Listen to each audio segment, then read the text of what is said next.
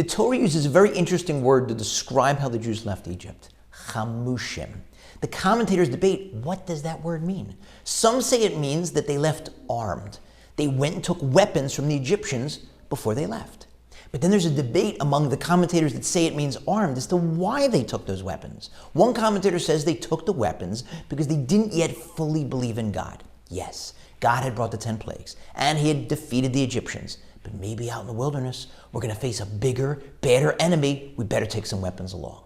Another commentator says, no, it wasn't that they didn't believe in God. God told them to bring weapons. Why? Because God always wants us to do whatever we can do before he steps in. We're not supposed to sit back and wait for miracles. God does not want an army of couch potatoes. He wants an army of doers. If we sit back waiting for God to act, then we'll sit back throughout all areas of our lives. Instead, God wants us to constantly strive. Do whatever you can do. And by bringing along weapons, the Jews set themselves up for greater spiritual glory and credit. Think about it.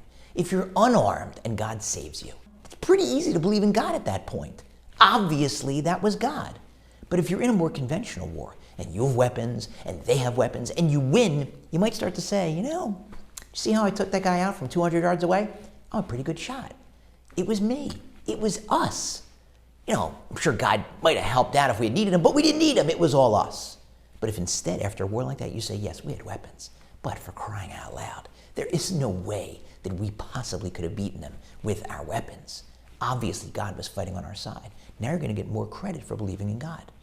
And look no further than last weekend, when Iran sent 300 enormous, deadly missiles towards Israel. The manufacturers of the technology that intercepted the missiles say to expect a 90% success rate, which is incredibly high, but it's not 99.9%.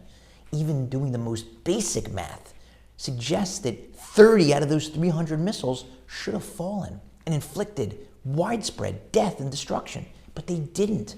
So now you can look at this different ways. You could say, well, let's see, the Israeli tech took out 90%, and the remaining 30, the US took them out, or the UK took them out using their other systems. So it was all us, it was all that group. Or you could say, no, 30 or more, if you look at the advanced math, should have fallen. That was God. That was a miracle. Or you can go further and say 100% was a miracle. You know how many countries would like a system like Iron Dome? Ask Ukraine if they'd like that system. And what do you know? Which was the one country that was able to develop it? The Jewish nation. So this year on Passover, when we're sitting at the Seder, recounting how God said, stand back. I, and I alone, am showing up to take my people out. I'm not sending a messenger. I'm not sending an angel. I'm coming to do that. And he did it. And that night we sat back and watched. But on all other nights, we're not supposed to sit back. We're supposed to do whatever we can do. Whatever else is needed, he'll show up and he'll provide that. But don't ever think that it was you. Don't ever think that it was us alone. He's always there, fighting alongside us. Wishing you and your families a beautiful, wonderful, meaningful Passover.